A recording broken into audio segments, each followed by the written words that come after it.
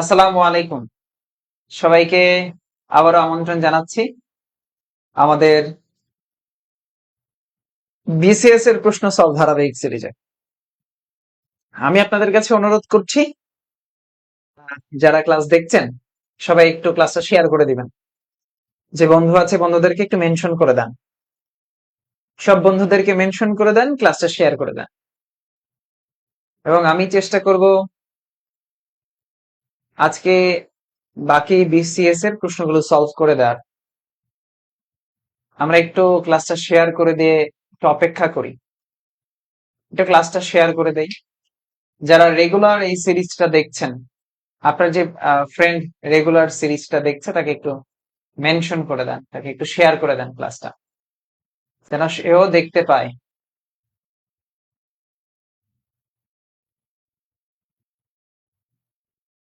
একটু শিক্ষার্থী হলে আমরা আমরা ক্লাসটা শুরু করতে চাই, একটু শিক্ষার্থী হলেই আমরা ক্লাসটা শুরু করতে চাই। আমরা আজকে 10 নম্বর পর্বে আছি, আমাদের বিসিএস এর প্রশ্ন সলভ সিরিজের ধারাবাহিক পর্ব। বিগত সকল পর্বগুলোই 1 থেকে 9 পর্বই আমাদের পেজে আছে, আপনারা চাইলে যে কেউ দেখতে পারবেন। এবং এই পর্বগুলো আমরা এই ফেসবুকে ক্লাস শেষ হওয়ার পরে ইউটিউবে আমরা আপলোড করে দেব। সো কেউ যদি মনে করেন ইউটিউব থেকে দেখবেন, সেখান থেকেও দেখতে পারবেন। আমরা শুরু করতে চাই। ওকে, থ্যাংক ইউ। আমরা ছিলাম, আমাদের শুরু করার কথা 20। আপনারা সবাই একটু লিখেন তো, রেডি ফর 20। আমরা 20তম বিসিএস এর জন্য রেডি কিনা? Ready for 20, ready for 20 BCS. কারা কারা রেডি হয়েছেন, রেডি আছেন কারা? অ্যান্সার দেওয়ার জন্য ধাপা ধাপা অ্যান্সার দিবেন। আমি যখন শুরু করবো ধূপ ধাপ অ্যান্সার দিবেন, আপনারা অ্যান্সার দিবেন, আমি ব্যাখ্যা করব। আপনাদের কাজ হচ্ছে প্রথমে অ্যান্সার করে ফেলা এবং এরপরে আমি ধাপ ধাপ করে এ বি সি ডির ব্যাখ্যা করবো ইনশাআল্লাহ। ঠিক আছে? ওকে, 1 নম্বর প্রশ্ন। প্রশ্ন নাম্বার 1 কি বলছে? গণপ্রজাতন্ত্রী বাংলাদেশের সংবিধান, সংবিধান রিলেটেড প্রশ্ন। গণপ্রজাতন্ত্রী বাংলাদেশের সংবিধান কার্যকর হয় কত তারিখে? অ্যান্সার করেন। গণপ্রজাতন্ত্রী বাংলাদেশের সংবিধান কার্যকর হয় কবে?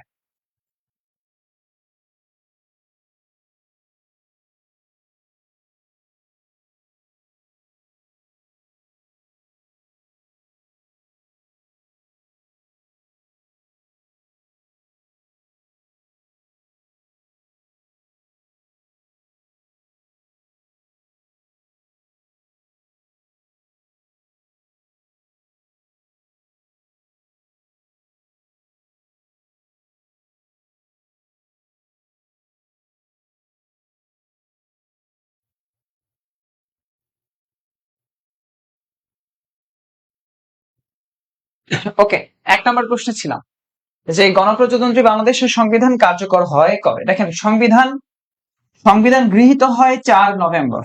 সংবিধান এই তারিখে হচ্ছে সংবিধানটা গৃহীত হয়। সংবিধান কি হয়? গৃহীত হয় 4 নভেম্বর 1972 সালে। এবং এই 4 নভেম্বরকেই আমরা বলছি সংবিধান দিবস। যেদিন গৃহীত হয়েছে সেই দিনটাকেই আমরা বলি সংবিধান দিবস, সংবিধান দিবস। 16 ডিসেম্বর 1972 সালে সংবিধানটা কার্যকর হয়। সংবিধান কার্যকর হয় 16 ডিসেম্বর 1972 সালে। এবং সংবিধানের এই 15 তারিখ, 14 তারিখ এবং 15 তারিখ সংবিধানে গণপরিষদের সকল মানুষরা স্বাক্ষর করেছিল, 14 তারিখ এবং 15 তারিখ। এবং সর্বপ্রথম স্বাক্ষর করে বঙ্গবন্ধু শেখ মুজিবুর রহমান। তাহলে সংবিধান কার্যকর হয় কত তারিখে? 16 ডিসেম্বর 1972-এ। সংবিধান গৃহীত হয় 4 নভেম্বর 1972 সালে। বাংলাদেশের জেলার সংখ্যা কয়টা? জেলার সংখ্যা 64। সংসদীয় সরকার ব্যবস্থা সংবিধানের কোন সংশোধনীর মাধ্যমে পুনঃপ্রবর্তিত হয়? বাংলাদেশের সংবিধানের সংসদীয় ব্যবস্থা, সংসদীয় ব্যবস্থা পুনঃপ্রবর্তন করা হয় কোনটার আলোকে, মানে কততম সংশোধনী? 3, দ্বাদশ সংশোধনী। এই দ্বাদশ সংশোধনী এবং চতুর্দশ সংশোধনী একে অপরের বিপরীত, খেয়াল করেন। এই যে দ্বাদশ সংশোধনীটা দেখছেন, এই দ্বাদশ আর চতুর্দশ সংশোধনী, দ্বাদশ সংশোধনী আর চতুর্দশ সংশোধনী একে অপরের বিপরীত, একে অপরের বিপরীত সংশোধনী। যেই সংশোধনীর মাধ্যমে সংবিধানের এই সংসদীয় ব্যবস্থা পুনঃপ্রবর্তন করা হয়। অর্থাৎ প্রথমে সংসদীয় সরকারের পরিবর্তে রাষ্ট্রপতির শাসন শুরু হয়েছিল, এরপরে আবার দ্বাদশ সংশোধনীতে এসে রাষ্ট্রপতির শাসনের পরিবর্তে সংসদীয় সরকার ব্যবস্থা প্রবর্তন করা হয়? 4 নম্বর প্রশ্ন রিপিট প্রশ্ন, 4 নম্বর কোশ্চেনটা রিপিট, আপনারা এটা সবাই উত্তর করবেন, 4 নম্বর উত্তর করবেন, রিপিট প্রশ্ন। দেখেন 4 নম্বর প্রশ্ন, তিতুমির, এই তিতুমির নির্মাণ করেছিল বাঁশের কেল্লা। তিতুমির নির্মাণ করেছিল বাঁশের কেল্লা, যেটা আমরা তিতুমির আন্দোলন বলতে জানি। তিতুমির, আমরা তিতুমির আন্দোলন বলে জানি। বাঁশের কেল্লা যেটা, হ্যাঁ, বাঁশের কেল্লার প্রধান উপাদান ছিল বাঁশ। এই বাঁশের কেল্লা বানানোর প্রধান উপাদান ছিল বাঁশ। ইংরেজদের হাতে প্রথম অস্ত্র ধরে শহীদ হয়েছিলেন যে ব্যক্তি, তার নাম হচ্ছে সৈয়দ মীর নিসার আলী তিতুমির। হাজী মোহাম্মদ মহসিন, তিনি দানবীর নামে পরিচিত ছিলেন। তিনি বাংলার দানবীর নামে পরিচিত ছিলেন এবং তিনি বাংলার হাতেম তাই নামেও পরিচিত ছিলেন। হাজী মোহাম্মদ দানেশ, এই হাজী মোহাম্মদ দানেশ হচ্ছে তেভাগা আন্দোলনের জনক। তেভাগা আন্দোলন, রংপুর দিনাজপুরে যে আন্দোলনটা হলো তেভাগা আন্দোলন, এই তেভাগা আন্দোলনের জনক হাজী মোহাম্মদ দানেশ। এবং তেভাগা আন্দোলনের নেত্রী ছিল ইলা মিত্র। কে নেত্রী ছিল? ইলা মিত্র। আর ফরায়েজি আন্দোলনের এই নেতা ছিলেন হাজী শরীয়তুল্লাহ। ফরায়েজি আন্দোলনের নেতা, যার নাম অনুসারে শরীয়তপুরের নামকরণ করা হয়। আর এই আন্দোলনের কেন্দ্রবিন্দুটা ছিল ফরিদপুর। তার ছেলের নাম ছিল দুদু মিয়া। দুদু মিয়া পরবর্তীতে এই আন্দোলনটাকে রাজনৈতিক আন্দোলনে রূপান্তর করেছিল। রাজনৈতিক আন্দোলনে রূপান্তর করে দুদু মিয়ার ছেলে, মানে ফরাজি আন্দোলনের নেতা হাজী শরীয়তের ছেলে দুদু মিয়া। 5 নম্বর প্রশ্ন, বাংলার প্রাচীনতম জায়গা কোনটা? প্রশ্ন হলো প্রাচীনতম জায়গা। খেয়াল করেন, তাহলে বাংলার সবচেয়ে প্রাচীন সোনারগাঁও, এটা আছে নারায়ণগঞ্জ। সোনারগাঁও আছে কোথায়? নারায়ণগঞ্জে। এই বিক্রমপুর, যেটার বর্তমান নাম হচ্ছে মুন্সিগঞ্জ, বিক্রমপুরের বর্তমান নাম হলো মুন্সিগঞ্জ। আর হচ্ছে গোপালগঞ্জ, হ্যাঁ, গোপালগঞ্জ মুজিবনগর সরকার যেখানে হয়েছিল, গোপালগঞ্জ। আর ওদিকে পুন্ড্র, এই পুন্ড্র হচ্ছে জনপদ। পুন্ড্র কি? একটা জনপদ। সবচেয়ে প্রাচীন জনপদের নাম হলো পুন্ড্র জনপদ। তাহলে এই পুন্ড্র জনপদের যে জায়গাটা ছিল পুন্ড্র নগর, সেই পুন্ড্র নগরটাই হচ্ছে সবচেয়ে প্রাচীন। পুন্ড্র নগর বা পুন্ড্র বর্ধন যেটাকে আমরা বলি, পুন্ড্র নগর বা পুন্ড্র বর্ধন। অথবা এখানে পুন্ড্র না থাকে, যদি মহাস্থানগড় থাকতো তাহলে আমরা মহাস্থানগড়েই আনসার দিতাম, কারণ মহাস্থানগড়ের পূর্ব নামই হচ্ছে পুন্ড্র নগর। এরপরে 6 নম্বর প্রশ্ন, মুজিবনগর কোথায়? মুজিবনগর কোথায় আছে? মুজিবনগর কোথায় অবস্থিত? দেখেন, মেহেরপুর জেলার মুজিবনগর, তাই না? মেহেরপুরের মুজিবনগরে। আচ্ছা, 7 নম্বর প্রশ্ন, কোশ্চেন 7, 1971 সালের 16 ডিসেম্বর পাকিস্তানি বাহিনী ঢাকার কোথায় আত্মসমর্পণ করে? তৎকালীন রেসকোর্স ময়দানে। 8 নম্বর প্রশ্ন, বাংলাদেশের কোন ব্যক্তির ভোটাধিকার প্রাপ্তির ন্যূনতম বয়স কত? ন্যূনতম বয়স হচ্ছে 18 বছর। কোন ব্যক্তি ভোটাধিকার প্রাপ্ত হতে গেলে তার বয়স লাগবে কত বছর? 18 বছর। 21 বছর বিয়ের বয়স। 21 বছর হচ্ছে বিয়ের বয়স। ছেলেদের বিয়ের বয়স 21 বছর, মেয়েদের বিয়ের বয়স 21 বছর। কোন ব্যক্তি সংসদ সদস্য হতে গেলে তার বয়স লাগবে 25 বছর। সংসদ সদস্য হবার জন্য বয়স লাগবে 25 বছর। প্রধানমন্ত্রী হবার জন্য বয়স লাগবে 25 বছর। প্রধানমন্ত্রী হতে গেলে বয়স লাগবে 25 বছর। কেউ যদি রাষ্ট্রপতি হতে চায় তার বয়স লাগবে 35 বছর। রাষ্ট্রপতি হবার জন্য ন্যূনতম বয়স হচ্ছে 35 বছর। রাষ্ট্রপতি হবার জন্য ন্যূনতম বয়স কত? 35 বছর। তাহলে দেখেন, ভোটাধিকার প্রাপ্তির বয়স হচ্ছে ন্যূনতম 18 বছর। প্রধানমন্ত্রী হবার বয়স হচ্ছে 25 বছর। মেয়র বলেন বা আপনি বলেন প্রতিমন্ত্রী, এগুলো মন্ত্রী হবার বয়স হচ্ছে 25 বছর। জাতীয় সংসদে নারীদের সংরক্ষিত আসন কয়টা? এটা আগের প্রশ্ন ছিল, এটা আপডেট। নারীদের আসন হচ্ছে 50টা। জাতীয় সংসদে নারীদের আসন হলো 50টি। কয়টি? বর্তমানে হচ্ছে 50টি। বর্তমানে নারীদের আসন হচ্ছে 50টি। বর্তমানে 50টি। আর মোট আসন, জাতীয় সংসদের মোট আসন হচ্ছে 350। জাতীয় সংসদের মোট আসন হচ্ছে 350, এর মধ্যে 50টি হলো নারীদের আসন। এই নারীদের আসন যে 50টি আছে, এটা আগামী 25 বছর স্থায়ী থাকবে। অর্থাৎ আমাদের সংবিধানের যে 17তম সংশোধনী হয়েছে, আমাদের সংবিধান 17 বার সংশোধনী হয়েছে।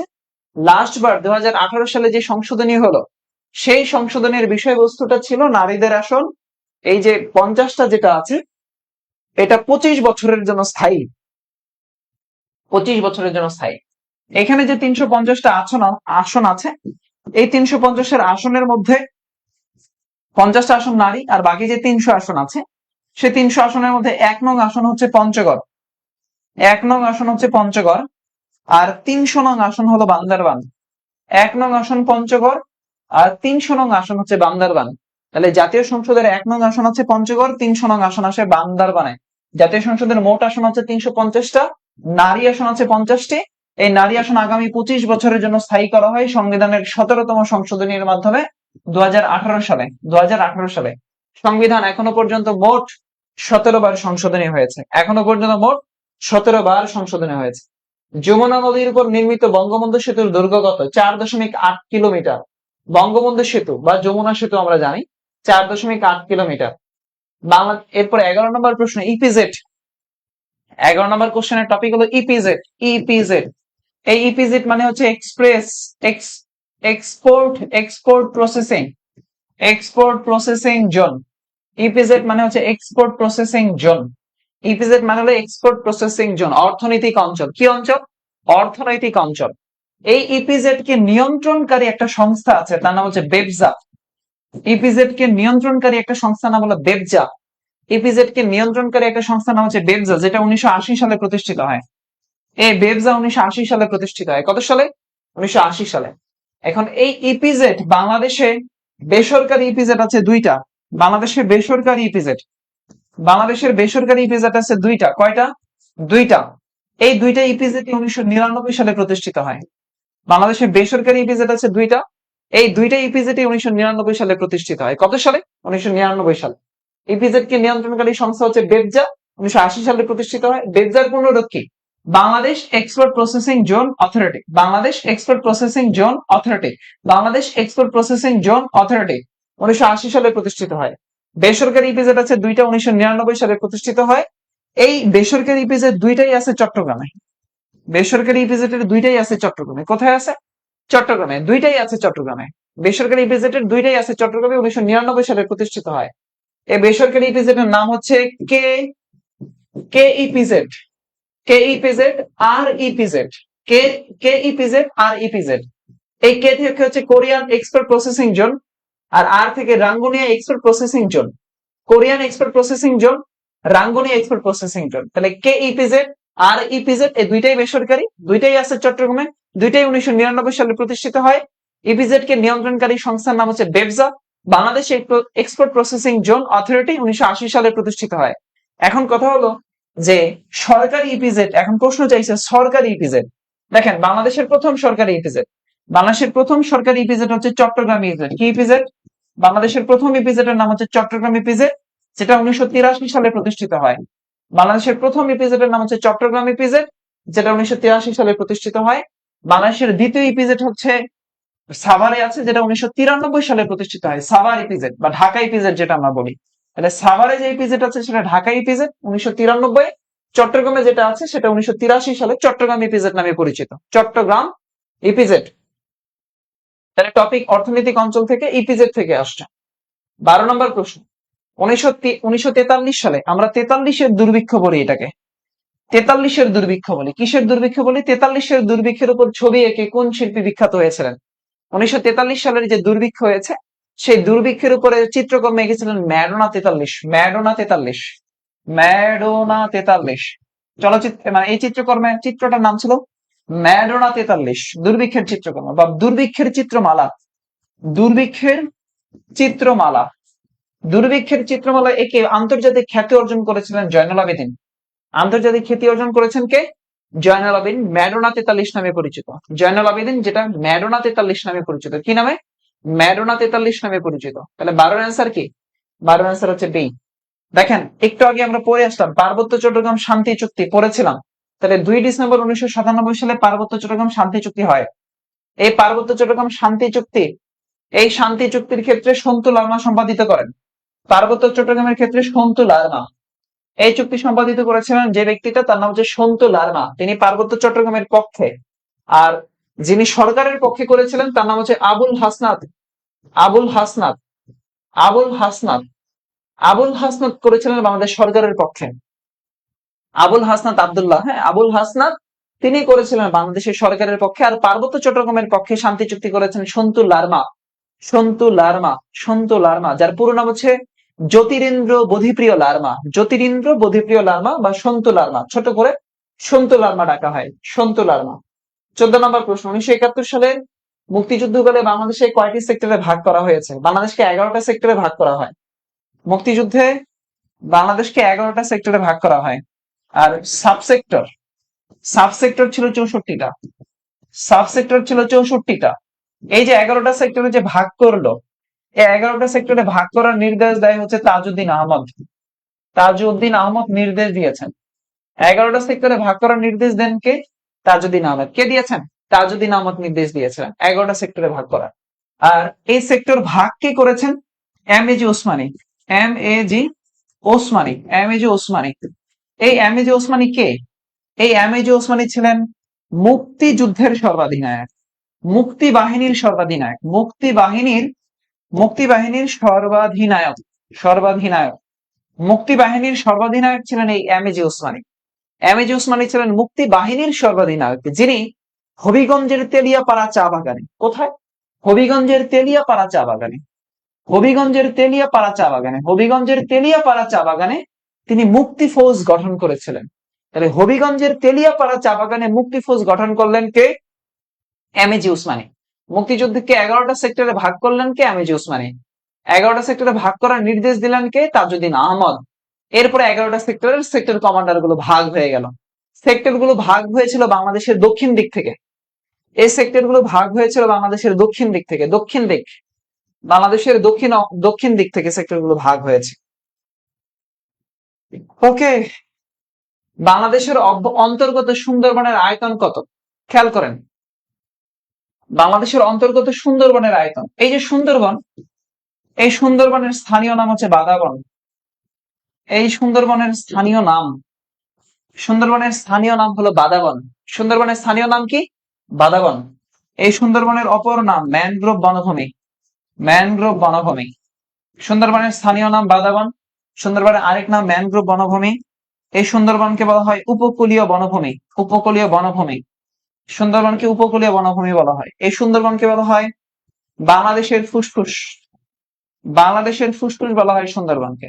তাহলে ম্যানগ্রোভ বনভূমি, উপকূলীয় বনভূমি, তারপরে হচ্ছে বাংলাদেশের ফুসফুস বলা হয় সুন্দরবনকে। আচ্ছা, এই সুন্দরবন দুইটা দেশে আছে, সুন্দরবন আছে দুটি দেশে। সুন্দরবন আছে কয়টা দেশে ভাই? দুইটা দেশে আছে। একটা হলো ভারত, আর এটা হচ্ছে বাংলাদেশ। সুন্দরবন বাংলাদেশের দুইটা বিভাগে আছে, বাংলাদেশের দুইটা বিভাগে সুন্দরবন আছে, বাংলাদেশের দুইটা বিভাগে সুন্দরবন আছে। একটা বিভাগ হচ্ছে বরিশাল, আর একটা বিভাগ হচ্ছে খুলনা। একটা বিভাগ হচ্ছে বরিশাল, আর একটা বিভাগ হচ্ছে খুলনা। সুন্দরবন বাংলাদেশের বরিশাল এবং খুলনা বিভাগের মধ্যে আছে, বরিশাল এবং খুলনা বিভাগের মধ্যে আছে সুন্দরবন। এই যে, তাহলে দুইটা দেশের মধ্যে আছে, বাংলাদেশের দুইটা বিভাগের মধ্যে আছে, দুইটা বিভাগের মধ্যে, দুইটা বিভাগের মধ্যে আছে বরিশাল এবং খুলনা। সুন্দরবন আছে 5টা জেলায়, 5টি জেলায় আছে সুন্দরবন, 5টি জেলায়। সুন্দরবন আছে 5টি জেলায়। কয়টা জেলায়? 5টা জেলায় আছে সুন্দরবন। বাঘ সাঁতারে, বাঘ সাঁতারে খুব পটু, বাঘ সাঁতারে খুব পটু। সুন্দরবন আছে 5টা জেলায়। সে টেকনিক মনে রাখার টেকনিক হচ্ছে বাঘ সাঁতারে খুব পটু, বাঘ সাঁতারে খুব পটু, বাঘ সাঁতারে খুব পটু, বাঘ সাঁতারে খুব পটু। এই বা থেকে হচ্ছে বাগেরহাট, এই বা থেকে হচ্ছে বাগেরহাট, সা থেকে হচ্ছে সাতক্ষীরা। বা থেকে বাগেরহাট, সা থেকে সাতক্ষীরা, খু থেকে খুলনা। বাগেরহাট, সাতক্ষীরা, খুলনা। এই বা থেকে হচ্ছে বাগেরহাট, বা থেকে বাগেরহাট, সা থেকে হচ্ছে সাতক্ষীরা। বা থেকে বাগেরহাট, সা থেকে সাতক্ষীরা। এই খু থেকে খুলনা। এই বর থেকে বরগুনা, ব থেকে হচ্ছে বরগুনা। আর এই পটু থেকে পটুয়াখালী। তাহলে বাগেরহাট, সাতক্ষীরা, খুলনা, বরগুনা, পটুয়াখালী। এই যে 5টা জেলা, বাগেরহাট, সাতক্ষীরা, খুলনা, বরগুনা, পটুয়াখালী। বাগেরহাট, সাতক্ষীরা, খুলনা, বরগুনা, পটুয়াখালী। বাগেরহাট, সাতক্ষীরা, খুলনা, বরগুনা, পটুয়াখালী। বাগেরহাট, সাতক্ষীরা, খুলনা, বরগুনা, পটুয়াখালী। বাগেরহাট, সাতক্ষীরা, খুলনা, বরগুনা, পটুয়াখালী।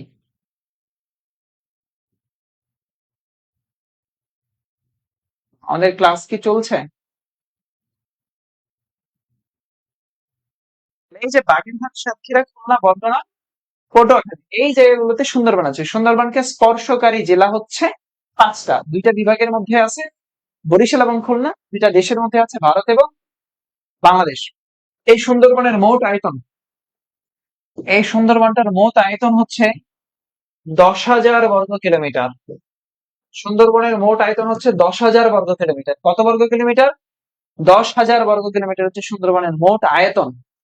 আর এটাকে যদি আমি এবার সুন্দরবনের 10,000 বর্গ কিলোমিটারের মধ্যে বাংলাদেশ পেয়েছে 62%, বাংলাদেশ পেয়েছে 62%, আর ভারত পেয়েছে 38%।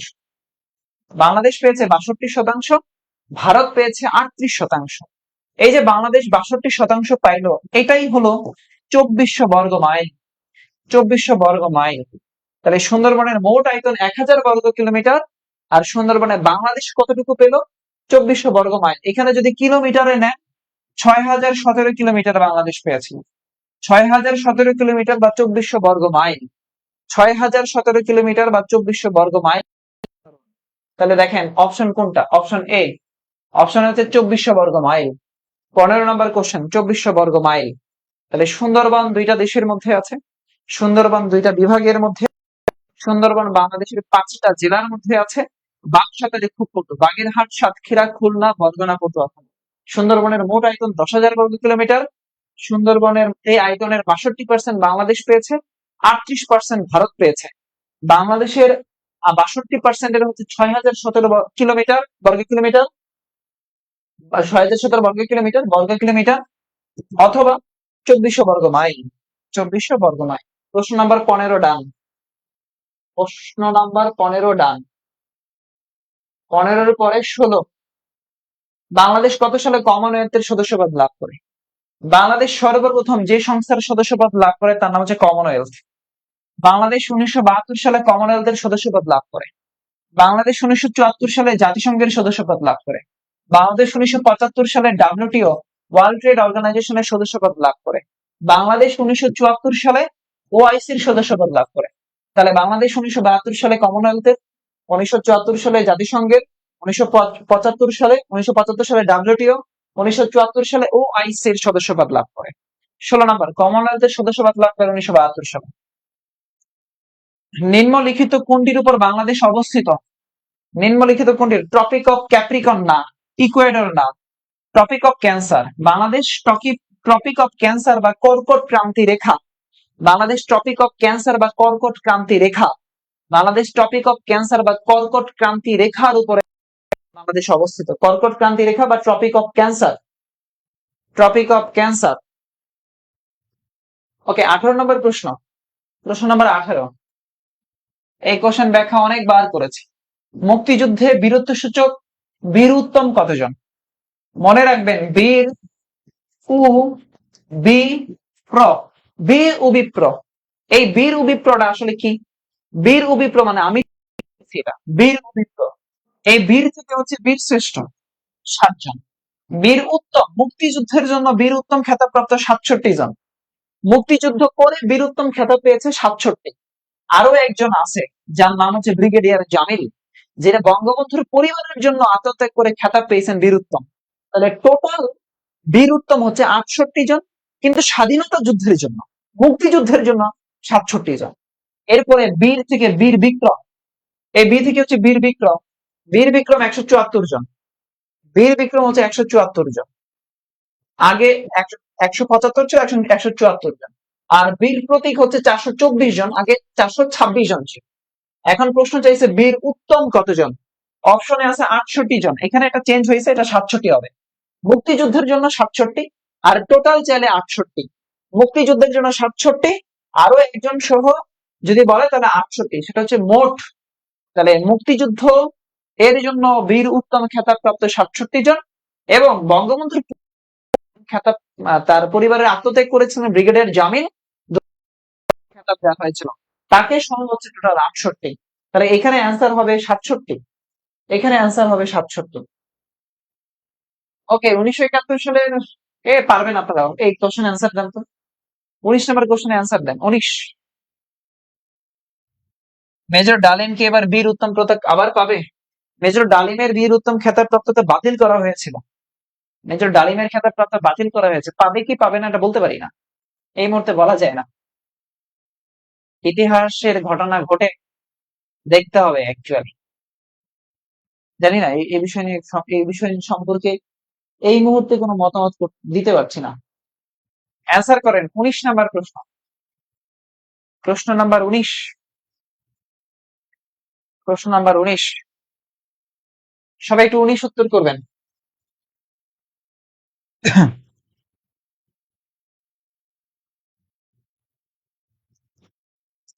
19 এর উত্তর করেন।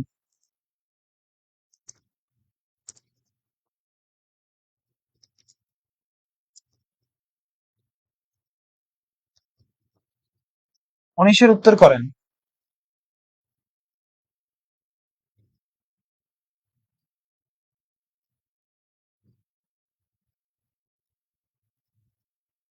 তাহলে আমি একটু দ্রুত পড়ানোর চেষ্টা করলাম এখন।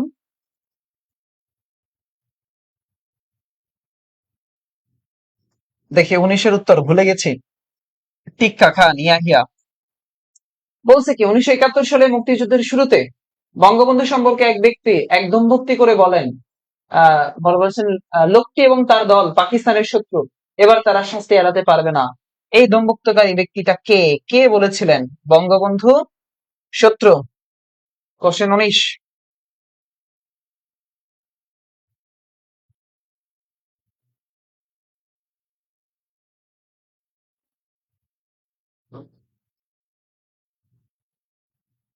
অ্যান্সার দিয়েছেন জেনারেল ইয়াহিয়া খান। হ্যাঁ, জেনারেল সি ইয়াহিয়া খান। তাহলে ইয়াহিয়া খান বলেছিলেন লোকটি পাকিস্তানের শত্রু। ঢাকাতে সমাপ্ত উইলস ইন্টারন্যাশনাল কাপ ক্রিকেট প্রতিযোগিতায় কয়টি দেশ অংশ নেয়? লাগবে না। 20 নম্বর কোশ্চেন সাম্প্রতিক। ওই বছরের সাম্প্রতিক কোশ্চেন 20।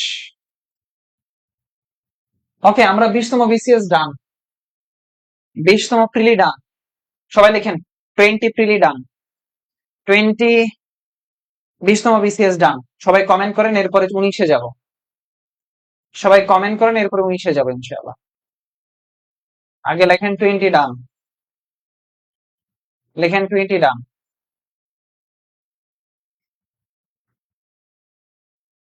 20 লাগবে না, 20 বিসিএস ডান। 20 বিসিএস ডান লিখেন, 20 ডান। আমরা 19-এর জন্য প্রস্তুতি নেব ইনশাআল্লাহ।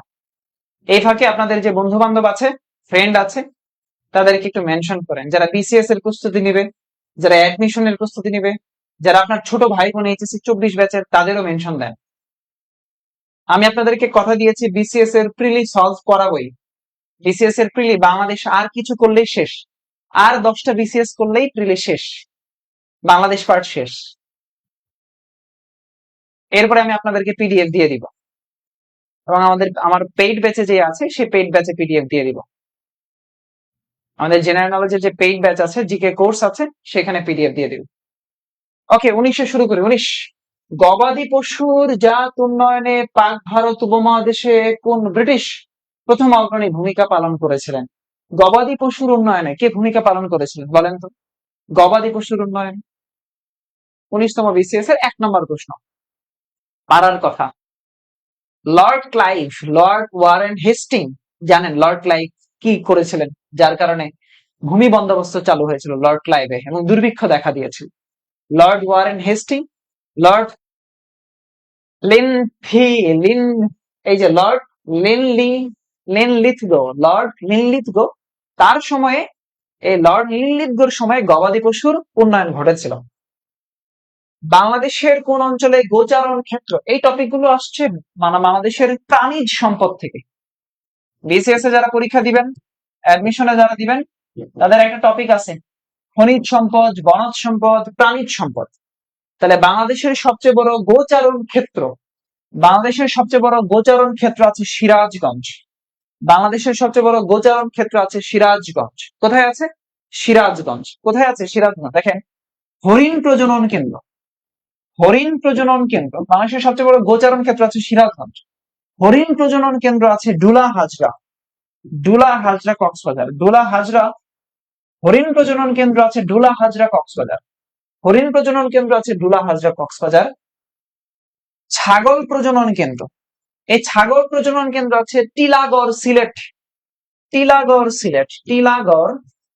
এই টিলাগড় সিলেট, সিলেটের কেউ যদি থাকে হয়তো নাম শুনবেন, টিলাগড় সিলেট ছাগল প্রজনন কেন্দ্র।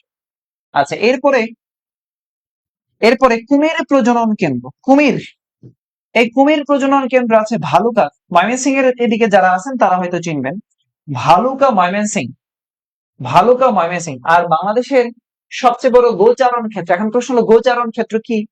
এই যে গরু আছে না, গরু মহিষ, এই গরু মহিষকে একসাথে যেই যেই মানে যে চারণ ভূমিতে ছেড়ে দেয়, হ্যাঁ, যেখানে ঘাস টাস খাওয়ানো হয় সেই যায়, সেটাকে বলা হয় গোচারণ ক্ষেত্র। তাহলে এই গোচারণ ক্ষেত্র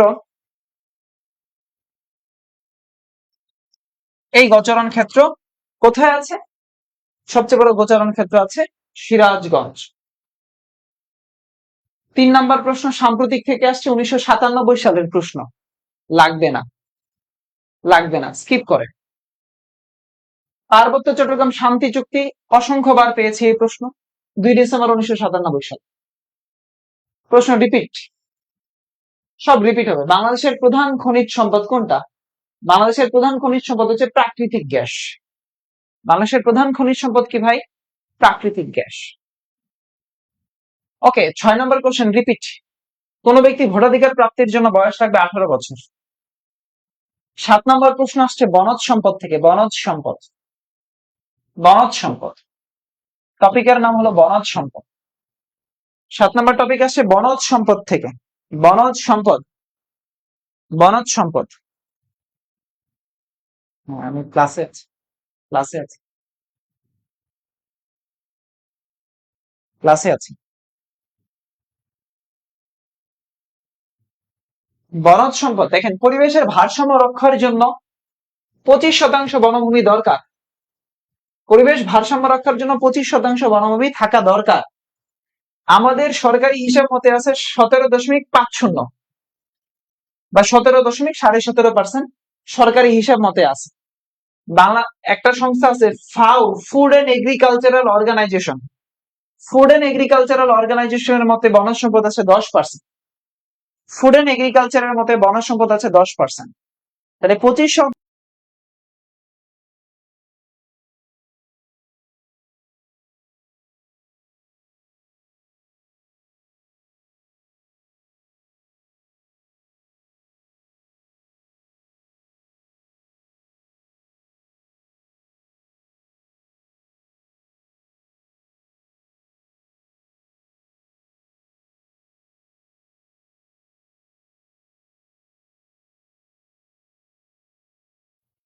ওকে, প্রশ্ন নাম্বার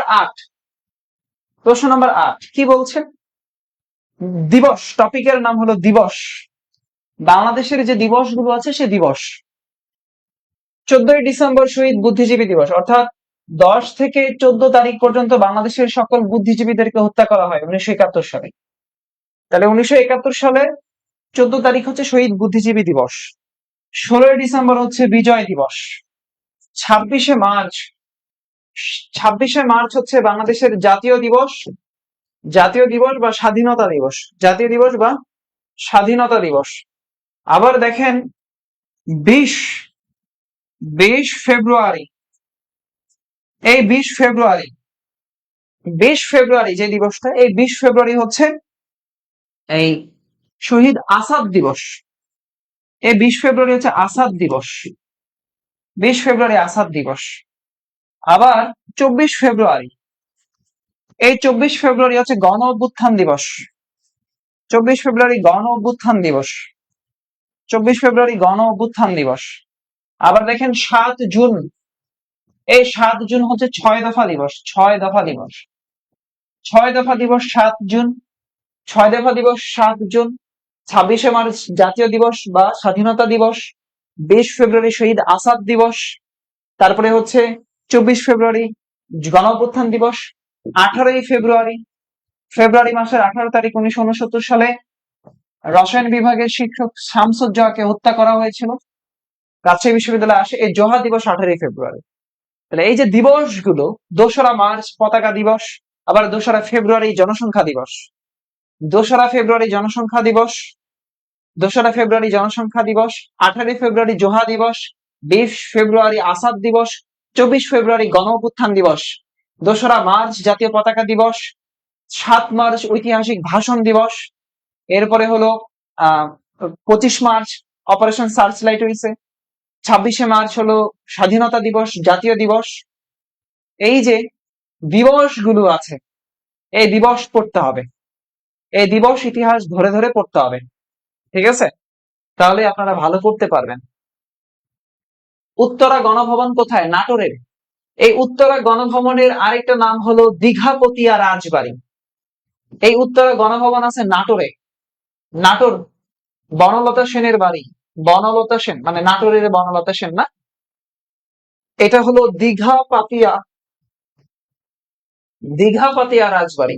এই উত্তরা গণভবনের নাম হলো দীঘাপাতিয়া রাজবাড়ি। এই উত্তরা গণভবন হচ্ছে বাংলাদেশের সরকারের উত্তরাঞ্চলের সচিবালয়। এটা হচ্ছে বাংলাদেশের উত্তরাঞ্চলের সচিবালয়। বাংলাদেশের উত্তরাঞ্চলের সচিবালয় হচ্ছে এই উত্তরা গণভবন। উত্তরাঞ্চলের সচিবালয় হচ্ছে উত্তরা গণভবন, দীঘাপতিয়া রাজবাড়ি। আচ্ছা, এটা নির্মাণ করেছিলেন রাজা দয়ারাম রায়।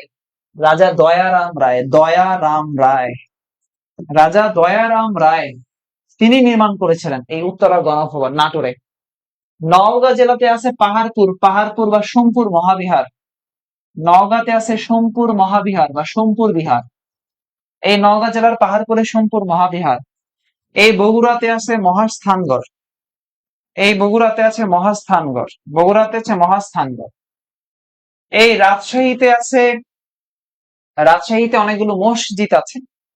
রাজশাহীতে অনেকগুলো মসজিদ আছে, যেমন রাজশাহী বিভাগের চাঁপাইনবাবগঞ্জে আছে সোনা মসজিদ। এরপরে রাজশাহীর বাঘা মসজিদ, রাজশাহীতে আছে বাঘা মসজিদ। এগুলো জায়গাটা বিখ্যাত। প্রত্নতত্ত্বের টপিক, টপিক হচ্ছে আর্কিওলজি, প্রত্নতত্ত্ব। যারা জাহাঙ্গীরনগরে পরীক্ষা দিবেন এইখান থেকে প্রশ্ন আসবে। যারা জাহাঙ্গীরনগর বাদে অন্য সকল ইউনিভার্সিটিতে পরীক্ষা দিবেন তারা এই টপিক গুলো পাবেন, প্রশ্ন কোশ্চেন পাবেন এই জায়গা। ওকে, কোশ্চেন নাম্বার 11। 11 নম্বর প্রশ্নের অ্যান্সারও 11। 12 নম্বর প্রশ্নের অ্যান্সার লাগবে না, দেয়া লাগবে না। 13 নম্বর প্রশ্নের অ্যান্সার দেন। 13, রাজশাহীর উত্তর অংশ, বগুড়ার পশ্চিম অংশ, রংপুর এবং দিনাজপুর অঞ্চল নিয়ে কি গঠিত হয়েছে? বাংলাদেশের যে বরেন্দ্র ভূমি আছে, বাংলাদেশের যে বরেন্দ্র ভূমি আছে, এই বরেন্দ্র ভূমি বাংলাদেশের ভূপ্রকৃতিকে তিনটা ভাগে ভাগ করা যায়। বাংলাদেশের ভূপ্রকৃতিকে ভাগ করা যায় তিনটা ভাগে। বাংলাদেশের ভূপ্রকৃতিকে বলা হয় তিনটা ভাগে ভাগ করা যায়। এই তিনটা ভাগের একটা ভাগ হচ্ছে টারশিয়ারি যুগের পাহাড়, টারশিয়ারি যুগের পাহাড়, প্লাইস্টোসিন কালের সোপান, সাম্প্রতিক কালের প্লাবন সমভূমি। সাম্প্রতিক কালের প্লাবন সমভূমি। এই যে বাংলাদেশের টারশিয়ারি যুগের পাহাড়, প্লাইস্টোসিন কালের সোপান, সাম্প্রতিক কালের প্লাবন সমভূমি, বাংলাদেশের ভূপ্রকৃতি। এটা ভূপ্রকৃতির একটা জায়গা। বাংলাদেশের যে বরেন্দ্র ভূমি আছে, সে বরেন্দ্র ভূমি হচ্ছে রাজশাহীর উত্তরাংশ, বগুড়ার পশ্চিম অংশ, রংপুর, দিনাজপুর নিয়ে। ওকে, আচ্ছা, এরপরে বাংলাদেশের বনাঞ্চলের পরিমাণ মোট ভূমির কত শতাংশ? বনাঞ্চলের পরিমাণ অ্যান্সার এটা তো আগে আমরা পড়লাম। বনাঞ্চল মানে হচ্ছে মোট ভূমির ওই যে 25% থাকা দরকার, আমাদের এখন 17% আছে। 25% থাকা দরকার, 17% আছে। বঙ্গবন্ধু সেতুর দৈর্ঘ্য কত বা যমুনা সেতুর দৈর্ঘ্য কত? 4.8 কিলোমিটার। প্রশ্ন রিপিট হয়েছে, 4.8। এরপরে বাংলাদেশের নৌবাহিনীর প্রতীক কি? এই যে কাঁচি বেষ্টিত নোঙর, এর উপরে শাপলা। বলাকা, এই যে বলাকাটা আছে, এই যে বলাকা, এটা হচ্ছে বাংলাদেশ বিমানের প্রতীক। এই বলাকা বানাইছে, এটা এঁকেছেন কামরুল হাসান, পটুয়া কামরুল হাসান এই বলাকা করেছেন। পটুয়া কামরুল হাসান হচ্ছে বলাকার ডিজাইনার, পটুয়া কামরুল হাসান। 17 নম্বর প্রশ্ন, বাংলাদেশের লোকশিল্প জাদুঘর অনেকবার করেছে। বাংলাদেশের লোকশিল্প জাদুঘর আছে কোথায়?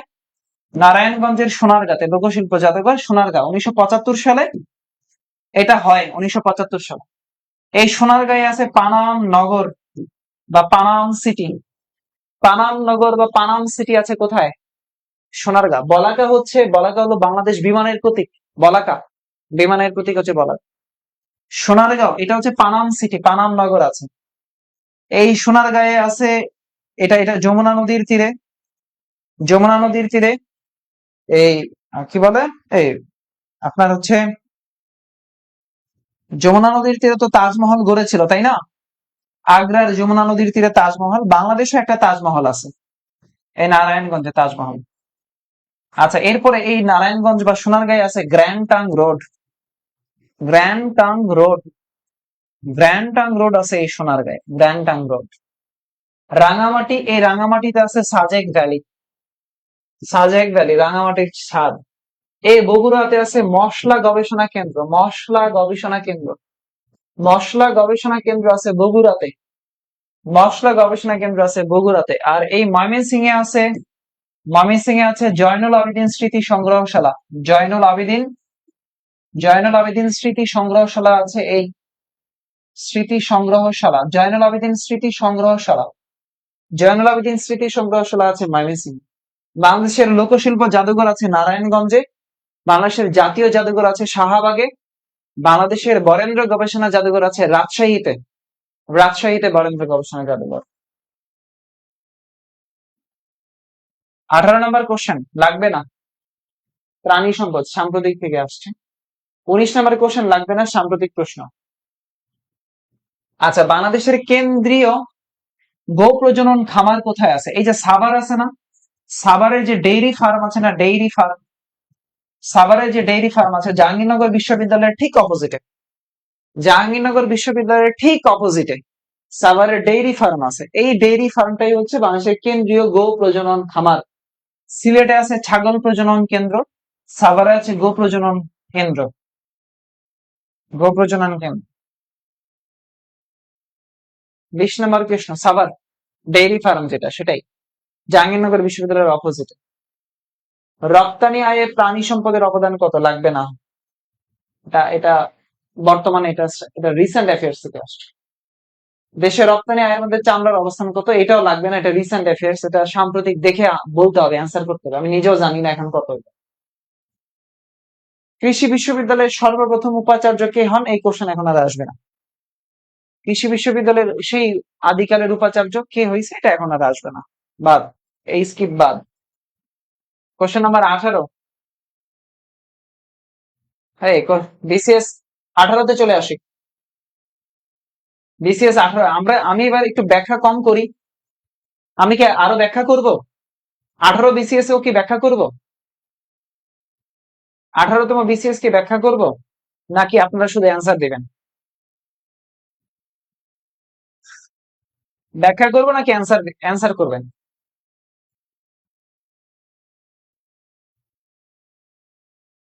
আপনারা যদি মনে করেন যে স্যার ব্যাখ্যা করেন, তাহলে আমি ব্যাখ্যা করব, আর যদি বলেন না স্যার ব্যাখ্যা লাগবে না, অ্যান্সার দেই। 19 পর্যন্ত ডান। ওকে, ব্যাখ্যার আগে আপনারা যারা আমার পেইড ব্যাচে ভর্তি হন নাই, এখানে পেইড ব্যাচের বাদে ফ্রি ক্লাস করতেছেন কারা কারা? লিখেন, যারা পেইড ব্যাচের শিক্ষার্থী না, যারা ফ্রি ফ্রি ক্লাস করতেছেন তারা একটু লিখেন, তারা একটু লিখেন যে ফ্রি ক্লাস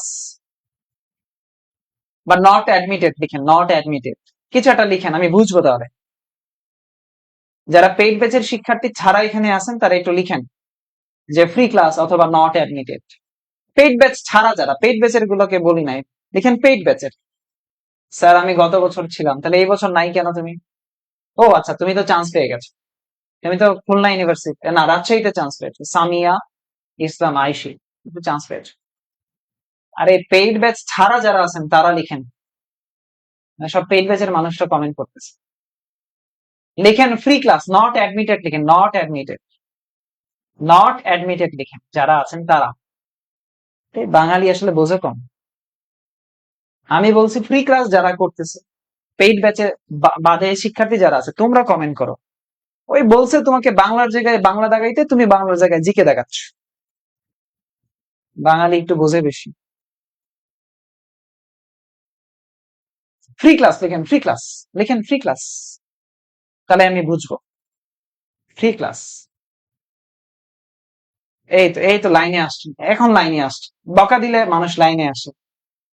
রিচি ভৌমিক, নীল আকাশ, শোভন, অপূর্ব সরকার শোভন, ইসরাত জাহান, তারপরে মোবারিকা জান্নাত, চট্টগ্রাম কলেজ। হ্যাঁ, এখন এখন এই তাহিরা তাহি, ফাহমিদা ফাহমিদা। তো যারা অপূর্ব কুমার সুহান এখন লাইনে আসছে। মানুষ মানুষ ঠেলার নাম বাবাজি, বাবাজি। ঠেলা না দিলে কোনো কিছু হয় না, ঠেলা দিলেই কিছু একটা হয়। এটা যে কোনো কাজ ঠেলা দিলেই হয়। যে কোনো কাজ, যে কোনো কাজ ঠেলা দিবেন তো হবে, আর না দিলে হবে না। একটু বকলে তো হয়, না বকলে হয় না। একটু রাগ করে কথা বললে ওটা ওটা হাসির হয়, না হলে হয় না। এটাই হচ্ছে, এটাই স্বাভাবিক জাগতিক নিয়ম এটা। উইদাউট ঠেলা, এই ঠেলার ইংরেজি কি? Push. Without push you can not achieve something. সহজ কথা, আমার ইংরেজি খুব খারাপ আমি জানি, তাই একটু বলার চেষ্টা করি।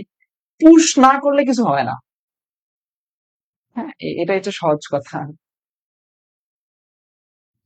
ওকে, যারা পেইড ব্যাচের শিক্ষার্থী না, এই পেইড ব্যাচের শিক্ষার্থীদেরকে আমি এগুলো করাবো। তাদের কোর্সে আছে যে বিসিএস এর প্রশ্ন সলভ।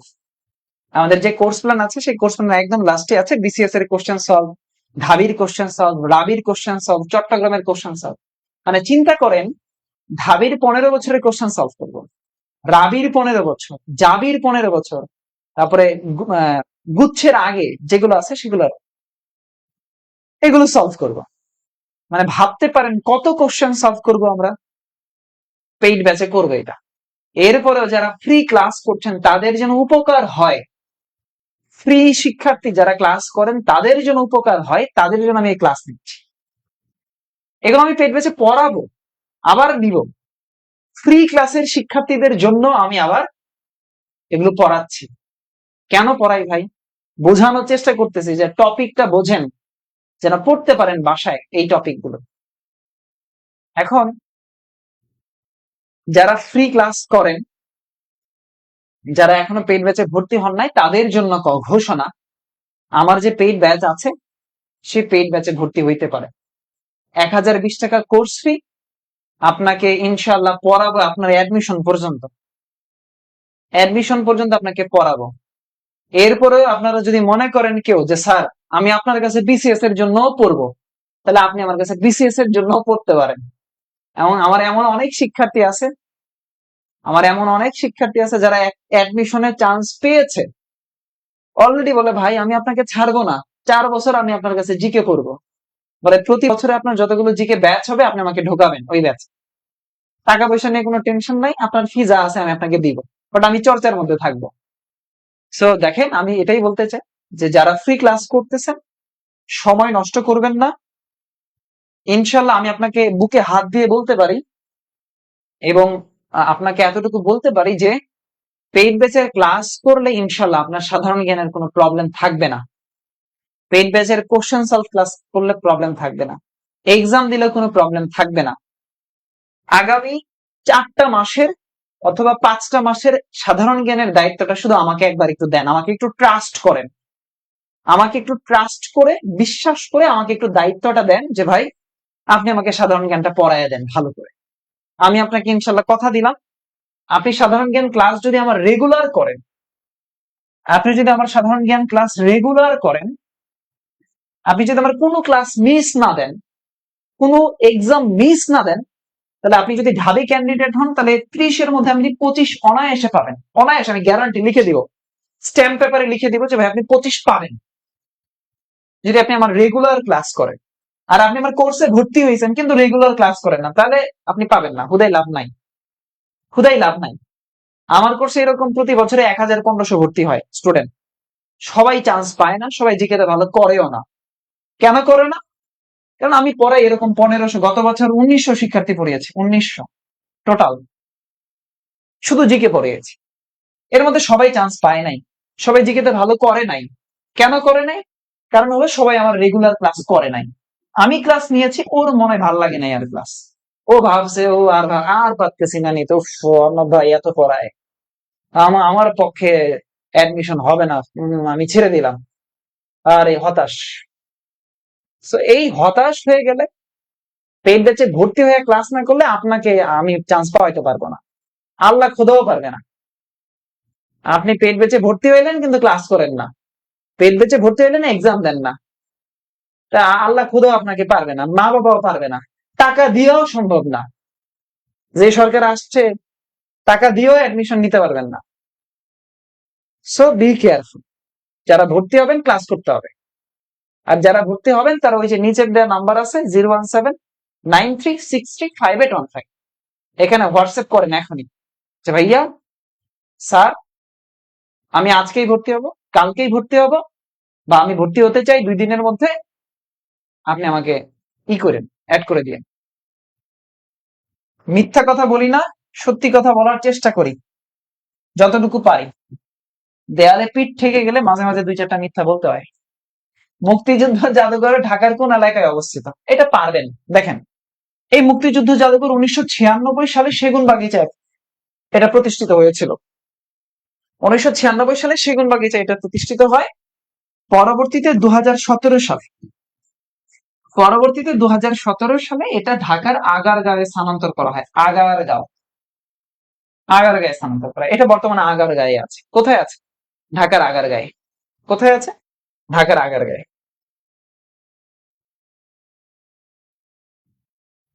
আপনারা শোনেন, আজকে আমার ক্লাসের শিডিউল বলে দেই। আজকে 9টায় আমার পেইড ব্যাচের ক্লাস, 10টায় মিহির জিকে পেজ থেকে ক্লাস নেব। আপনারা যারা এই পেজের ক্লাস দেখছেন, অর্ণব স্যার পেজ থেকে যারা দেখছেন তারা তো দেখছেনই। এরপরে আমার যে মিহির জিকে বই আছে, যারা নেন না এখনো নিতে পারেন। এই মিহির জিকে যে পেজ আছে সেখান থেকে রাত 10টায় ক্লাস নিব ইনশাআল্লাহ। আপনারা সেখানকার ক্লাসও করবেন। বাংলাদেশের মুক্তিযুদ্ধের সময় ঢাকা শহর কত নং সেক্টরের অধীনে ছিল? দেখেন, ঢাকা সেক্টর ছিল 2 নং সেক্টরের অধীনে। ঢাকা ছিল 2 নং সেক্টরের অধীনে। খেয়াল করেন, 1 নং সেক্টরের অধীনে ছিল চট্টগ্রাম। পার্বত্য চট্টগ্রাম। মেজর জিয়াউর রহমান ছিলেন এই সেক্টরের কমান্ডার। 2 নম্বর সেক্টর ছিল ঢাকা এবং আখাউড়া রেল স্টেশনের আগপাশ পর্যন্ত 2 নম্বর সেক্টর। আখাউড়া রেল স্টেশনের আগপাশ পর্যন্ত হচ্ছে 2 নম্বর সেক্টর।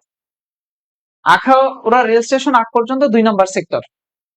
এরপরে 3, এই 3 হচ্ছে এই যে আমাদের নরসিংদী জেলা, এরপরে আমাদের এই যে রায়পুরা জেলা, আখাউড়া ভৈরব পর্যন্ত, এগুলো ছিল 3। আর 4 নম্বর সেক্টর ছিল সিলেট। 4 নম্বর ছিল সিলেট। তাহলে 1-এ চট্টগ্রাম, 2-এ ঢাকা, 3-এ নরসিংদী, 4-এ সিলেট। চাইছে হচ্ছে ঢাকা শহর 2 নম্বর সেক্টরের অধীনে। ঢাকা শহর 2 নম্বর সেক্টরের অধীনে। বীর শ্রেষ্ঠ কতজন? 7 জন। 3 নম্বর প্রশ্ন, বীর শ্রেষ্ঠ কতজন? 7 জন। 6 দফা কোথায় পেশ করছে? এত বড় পড়ার সুযোগ নাই, শুধু এটা পড়েন 6 দফা দাবি পেশ করেন কোথায়, এটা পড়েন শুধু 6 দফা পেশ কোথায়? পাকিস্তানের লাহোরে। 6 দফা দাবি পাকিস্তানের লাহোরে। পাকিস্তানের লাহোরে।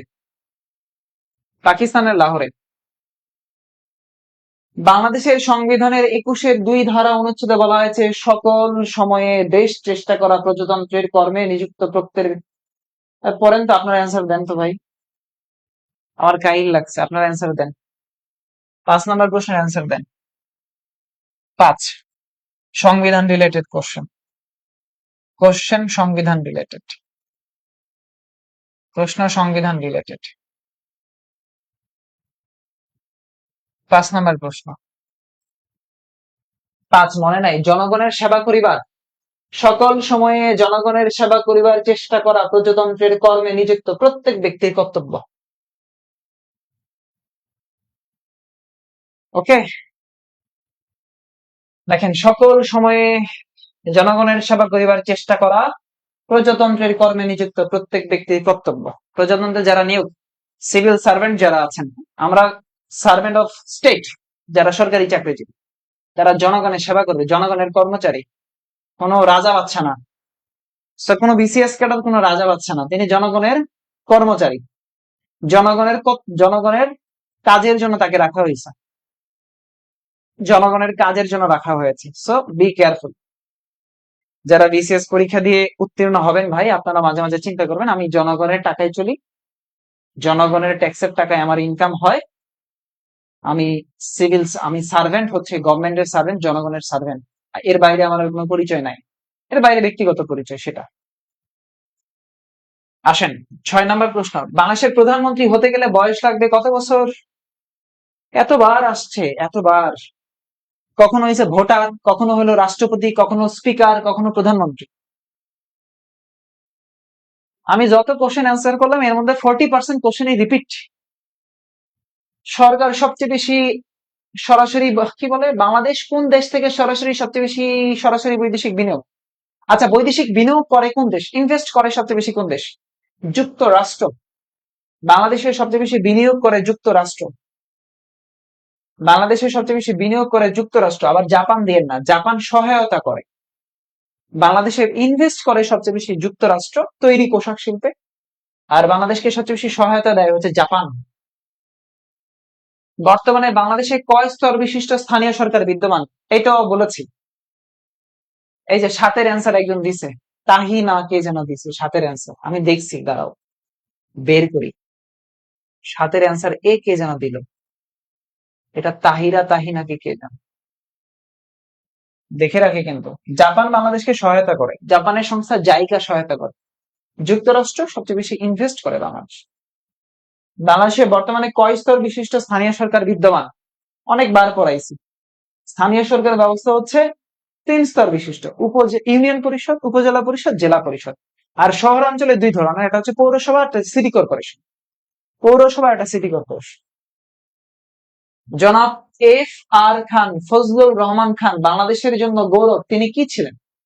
ফজলুর রহমান খান, এফ আর খান বলেছিলাম। এই এফ আর খান একজন হচ্ছে স্থপতি। এফ আর খানকে একজন স্থপতি। 10-এর উত্তর দেন তো ভাই, পারেন কিনা। বাংলাদেশের বনজ সম্পদের কাঠের ব্যবহার থেকে প্রশ্ন এসেছে। বনজ সম্পদের কাঠের ব্যবহার থেকে প্রশ্ন হয়েছে। বনজ সম্পদের কাঠের ব্যবহার থেকে প্রশ্ন। খুলনা হার্ডউড মিলের কাঁচামাল হিসেবে ব্যবহার করা হয় হার্ডউড। কাগজ শিল্প, হার্ডউড শিল্প, এগুলো আছে। আমরা যখন ভূপ্রকৃতি আলোচনা করব, বনজ সম্পদ নিয়ে আলোচনা করব পেইড ব্যাচে, তখন আমরা এই টপিক গুলো পড়বো। যেমন শাল বৃক্ষের জন্য বিখ্যাত কোনটা, গর্জন কাঠ কেন ব্যবহার করা হয়, দিয়াশলাইয়ের কাঠি কি দিয়ে বানায়, কোন কাঠ দিয়ে, নৌকা সাম্পান বা নৌকা কোন কাঠ দিয়ে বানায়, তারপরে যে বৈদ্যুতিক তারের খুঁটি কোন কাঠ দিয়ে বানায়, এগুলো আমরা পেইড ব্যাচে পড়বো ইনশাআল্লাহ। টপিকের নাম হচ্ছে বাংলাদেশের বনজ সম্পদের কাঠের ব্যবহার। একদম স্পেসিফিক করে বলে দিলাম বনজ সম্পদের কাঠের ব্যবহার। তাহলে দেখেন সুন্দরী বৃক্ষ, এই সুন্দরী বৃক্ষ সবচেয়ে বেশি পাওয়া যায় হলো সুন্দরবনে। সুন্দরী বৃক্ষ সবচেয়ে বেশি পাওয়া যায় কোথায়? সুন্দরবনে সুন্দরী বৃক্ষ সবচেয়ে বেশি পাওয়া যায়। তাহলে দেখেন প্রশ্ন ভালো করে চিন্তা করুন। তাহলে এই যে এরপরে এই সুন্দরী বৃক্ষের নাম অনুসারেই হলো সুন্দরবনের নামকরণ হয়েছে। তাহলে অ্যান্সার সুন্দরী, অ্যান্সার সুন্দরী। 11 নম্বর প্রশ্ন সাম্প্রতিক। 12 নম্বর প্রশ্ন, দিনাজপুর জেলার বড় প্রক্রিয়া কয়লার খনি। দিনাজপুরের বড় প্রক্রিয়ায় কয়লার খনি, কয়লার খনি। 12 কয়লার খনি, 12 হচ্ছে কয়লার খনি। বাংলাদেশের বিদ্যুৎ শক্তির প্রধান উৎস প্রাকৃতিক গ্যাস। বাংলাদেশের বিদ্যুৎ শক্তির প্রধান উপাদান হচ্ছে প্রাকৃতিক গ্যাস। এরপরে 14 নম্বর, ধলেশ্বরী নদীর শাখা নদী কোনটা? ধলেশ্বরী নদীর শাখা নদী কোনটা? বুড়িগঙ্গা। ধলেশ্বরী নদীর শাখা নদী কোনটা? বুড়িগঙ্গা নদী। বিদ্যুৎ শক্তির প্রধান হচ্ছে প্রাকৃতিক গ্যাস।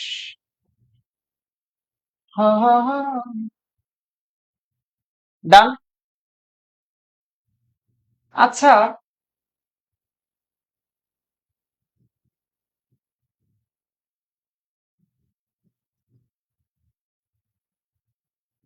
এখানে বিদ্যুৎ শক্তির প্রধান উৎস অ্যান্সার এইটা প্রাকৃতিক গ্যাস সহ অন্যগুলো হবে। পাহাড়ি নদী যেমন কর্ণফুলী নদী, এই কর্ণফুলী নদী থেকে কাপ্তাই জলবিদ্যুৎ কেন্দ্র আছে, তাহলে এটাও রাইট অ্যান্সার। খনিজ তেল, এটাও রাইট অ্যান্সার। প্রাকৃতিক গ্যাস, এটাও রাইট অ্যান্সার। অ্যান্সার 4 হবে। প্রাকৃতিক গ্যাস একটা, এটা ছাড়াও বাকিগুলো বিদ্যুৎ শক্তির উৎস, তাহলে অ্যান্সার 4 হবে। 13 নম্বর প্রশ্ন 4।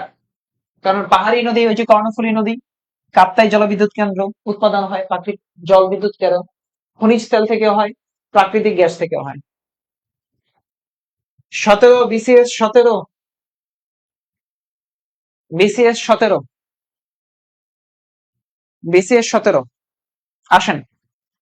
রেডি ফর 17 না? দেখেন রেডি ফর 17, রেডি ফর 17। বাংলাদেশের পাহাড় শ্রেণী ভূতাত্ত্বিক যুগের ভূমিরূপ, এই দেখছেন পাহাড় আসছে, ভূমিরূপ একটু আগে বলছিলাম বাংলাদেশের ভূপ্রকৃতিকে 3 ভাগে ভাগ করা যায়। বাংলাদেশের ভূপ্রকৃতিকে 3 ভাগে ভাগ করা যায় বলেছিলাম না? টারশিয়ারি যুগের পাহাড়, প্লাইস্টোসিন কালের সোপান, তারপরে সাম্প্রতিক কালের প্লাবন সমভূমি। কোথায় যেন ব্যাখ্যা করতে গেলাম, তখন বললাম। তাহলে এই যে ভূতাত্ত্বিক পাহাড়, বাংলাদেশের যত পাহাড় দেখেন সব টারশিয়ারি যুগে হয়েছে। যত পাহাড় আছে সব পাহাড়ই টারশিয়ারি যুগে গঠিত হয়েছে। বাংলাদেশের সবচেয়ে উত্তরের, পড়িয়েছি উত্তরের স্থানের নাম কি? উত্তর, উত্তরের জেলা হলো পঞ্চগড়। পঞ্চগড় জেলা, পঞ্চগড় জেলা তেতুলিয়া থানা, বাংলাবান্ধা ইউনিয়ন, জায়গির জোত স্থানের নাম। তাহলে স্থান জায়গির জোত নাই, এই কারণে আমরা বাংলাবান্ধা নিব। বাংলাবান্ধা। এই তেতুলিয়া আছে কক্সবাজারে, টেকনাফ আছে কক্সবাজারে। তাহলে পঞ্চগড় জেলা সর্ব উত্তরের ইউনিয়নের নাম আছে বাংলাবান্ধা, স্থানের নাম হলো জায়গির জোত। জায়গির জোত অপশনে নাই, এই জন্য বাংলাবান্ধা নিয়েছি আনসার। 13 নম্বর প্রশ্ন, swatch of no ground. Swatch of no ground কি? সোয়াচ অফ নো গ্রাউন্ড হচ্ছে গঙ্গা খাত। বঙ্গোপসাগর পড়াতে গিয়ে পড়িয়েছিলাম, বঙ্গোপসাগরের একটা গভীরতম খাতের নাম হলো সোয়াচ অফ নো গ্রাউন্ড, বা যেটাকে আমরা গঙ্গা খাত বলি। গঙ্গা খাত, swatch of no ground. British বণিকদের বিরুদ্ধে একজন চাকমা জুমিয়া নেতা পতাকা উড়িয়ে, তার নাম কি? ওই যে চাকমা নেতা, তার নাম হচ্ছে জোয়ান বক্স খান। চাকমা নেতা যিনি ব্রিটিশদের বিরুদ্ধে প্রথম কি করেছিলেন? পতাকা উড়িয়ে বিদ্রোহ করেছিলেন, জোয়ান বক্স খান। যারা জুম চাষ করে তাদেরকে জুমিয়া বলা হয় বা জুমিয়া বলা হয়। চাকমাদের মধ্যে যারা জুম চাষ করে তাদের জুমিয়া। এই জুমিয়া নেতা যেটা জোয়ান বক্স খান ছিলেন। বাংলাদেশের গবাদি পশুতে প্রথম ভ্রূণ বদল করা হয় কত সালে? অনেক আগের প্রশ্ন এটা, আসার সম্ভাবনা, রিপিট হবার সম্ভাবনা কম, তাও বলে দেই। 1995 সালের 5 মে গবাদি পশুতে প্রথম ভ্রূণ বদল করা হয়েছে। 5-এর অ্যান্সার 4, আসার সম্ভাবনা কম, আসবে না এখন। বাংলাদেশে ঢোকার পর গঙ্গা, গঙ্গা ব্রহ্মপুত্র যমুনার সাথে কোন জায়গায় মিশে? গঙ্গা পদ্মা হয়ে মিশছে, যমুনা ব্রহ্মপুত্রে কোথায় মিশছে? অ্যান্সার করেন তো, পারবেন? 6 নাম্বার প্রশ্ন পারবেন, অ্যান্সার 6 পারবেন। রাজবাড়ী গোয়ালন্দ না? এই যে রাজবাড়ী গোয়ালন্দ যেখানে এসে মিলেছে, রাজবাড়ী গোয়ালন্দ। অ্যান্সার 6 রাজবাড়ী গোয়ালন্দ। ওকে, 7 নাম্বার প্রশ্ন দেখেন, 7। আজকে আমরা 10 পর্যন্ত যাব ইনশাআল্লাহ। 7 নাম্বার প্রশ্ন, 1874 সালে ঢাকা শহরে পানি সরবরাহ করার জন্য প্রথম পানি সরবরাহ কার্যক্রম স্থাপিত হয়। দেখেন, পানিকে রেকটিফাই করে, পানি বিশুদ্ধকরণ করে। এই পানি বিশুদ্ধ করার জন্য ঢাকার চাঁদনী ঘাটে অনেকগুলো ওয়াসা আছে, মানে পানি বিশুদ্ধকরণের জন্য যে ইগুলো আছে, সেগুলো এর একটা ছিল এই চাঁদনী ঘাটে।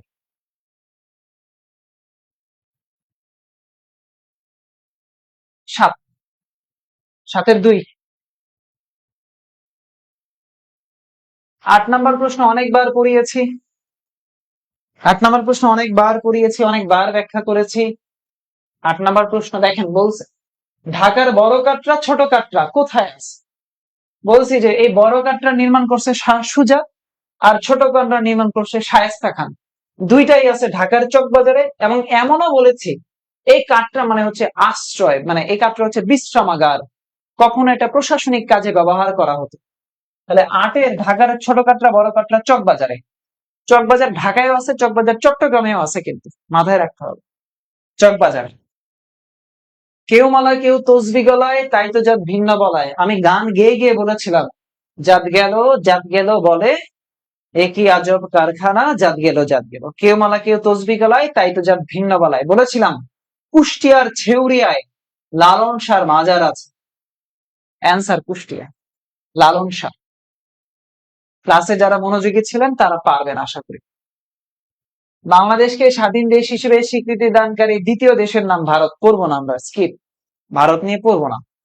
প্রথম দেশ ভুটান। কক্সবাজার ছাড়াও বাংলাদেশে আরো একটি আকর্ষণীয় পর্যটন আছে, বলছিলাম বাংলাদেশের আরেকটা দ্বিতীয় সমুদ্র সৈকত পটুয়াখালী, যেখানে আছে কুয়াকাটা। সেখানে দাঁড়িয়ে সূর্যোদয় এবং সূর্যাস্ত দেখা যায় কুয়াকাটা।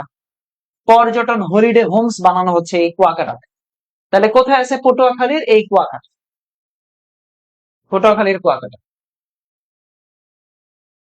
বাংলাদেশে বসবাস নেই এরকম উপজাতির নাম: গারো ময়মনসিংহে বসবাস করে, মুরুং পার্বত্য চট্টগ্রামে বসবাস করে, সাঁওতাল রংপুর দিনাজপুর রাজশাহীতে। সাঁওতাল রংপুর দিনাজপুর রাজশাহী, মুরুং পার্বত্য চট্টগ্রামের দিকে, গারো ময়মনসিংহে। এই মাউরি উপজাতি বসবাস করে নিউজিল্যান্ড। Maori New Zealand. অ্যান্সার খ, মাউরি। উপজাতির অবস্থান, উপজাতির উৎসব, উপজাতির বিশেষ তথ্য পড়তে হবে, পরীক্ষায় আসবে। লালবাগ দুর্গের অভ্যন্তরে, বলছিলাম এই লালবাগ কেল্লা নিয়েও বলছি। খাজা কি বলে, শায়েস্তা খানের কন্যা পরিবিবি ইরান দুখত, সে মারা গেছে, তার সমাধি আছে। তা ইরান দুখর বিয়ে হয়েছিল আওরঙ্গজেবের ছেলে শাহজাদা আজম শাহের ছেলে, আজম শাহের সাথে বিয়ে হয়েছে, এগুলো বলেছি কাহিনী অনেকবার। লালবাগ দুর্গের অভ্যন্তরে সমাহিত করা হয় এই পরিবিবিকে, যেটা শায়েস্তা খানের কন্যা ছিল। এর অপর নাম ইরান দুখত। ইরান দুখত।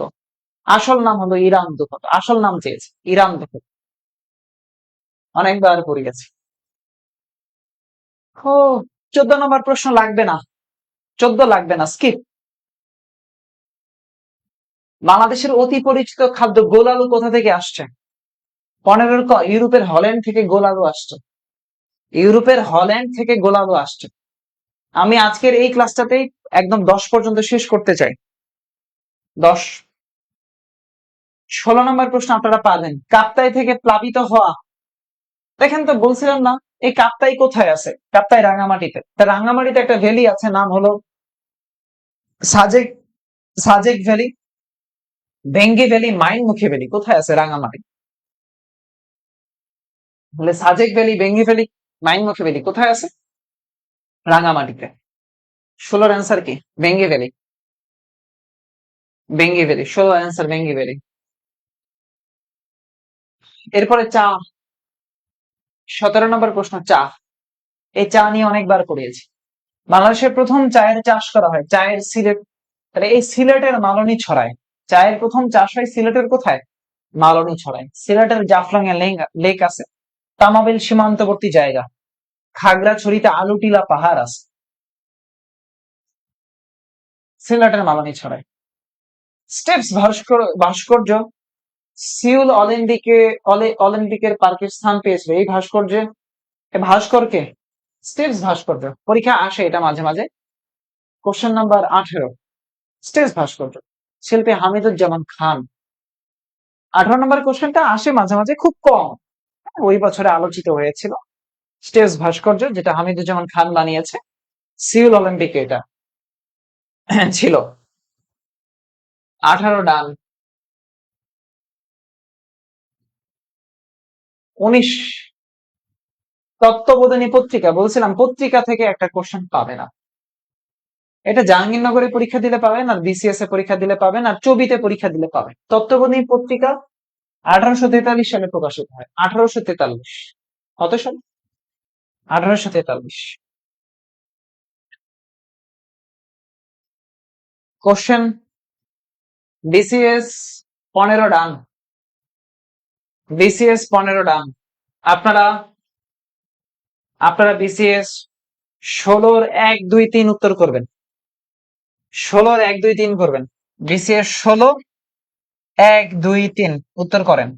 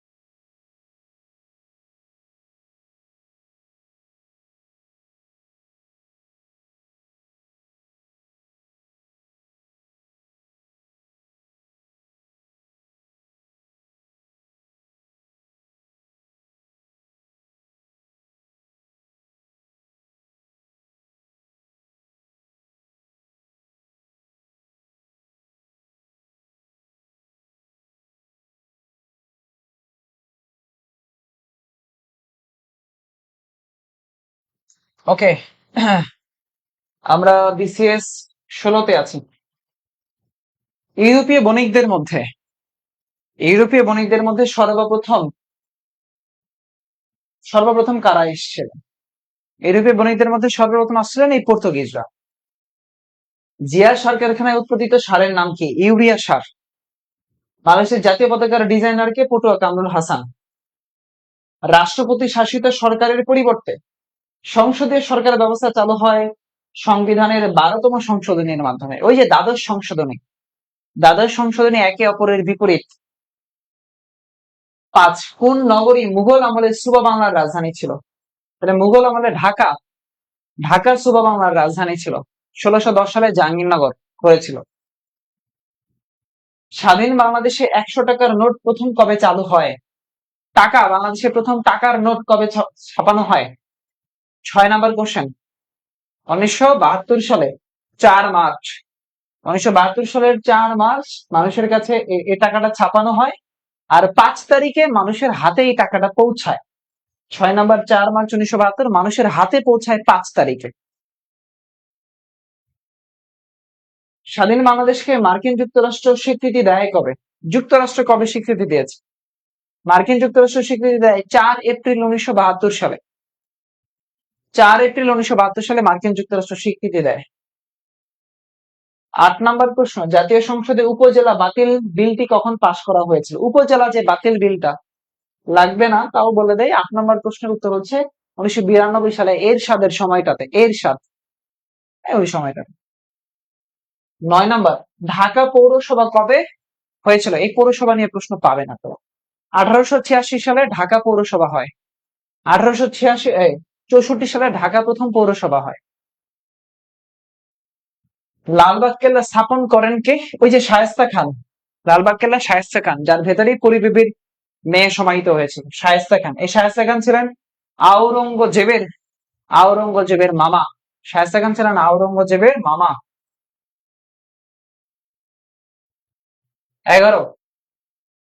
11 নম্বর প্রশ্ন, বাংলাদেশের জাতীয় সঙ্গীতে কোনটা প্রাধান্য পেয়েছে?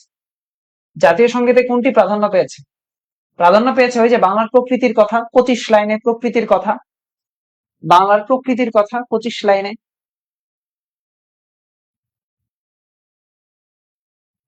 বাংলাদেশের উত্তরে অবস্থিত ওই যে আমরা পাকিস্তানের যে রাজ্যগুলো পড়েছিলাম না, মনে আছে? সেই রাজ্যগুলোর কথা ফ্রি ক্লাসে আলোচনা করেছিলাম। বলেছিলাম বাংলাদেশের পশ্চিমে ভারতের পশ্চিমবঙ্গ রাজ্য, বাংলাদেশের এই উত্তরেও পশ্চিমবঙ্গ আছে, এরপরে এখানে আছে মেঘালয়, এরপরে আছে আসাম। তাহলে পশ্চিমবঙ্গ, মেঘালয়, আসাম। পশ্চিমবঙ্গ, মেঘালয়, আসাম। উপমহাদেশের সর্বশেষ গভর্নর জেনারেল কে? Lord Mountbatten. সর্বশেষ গভর্নর জেনারেল কে? Lord Mountbatten.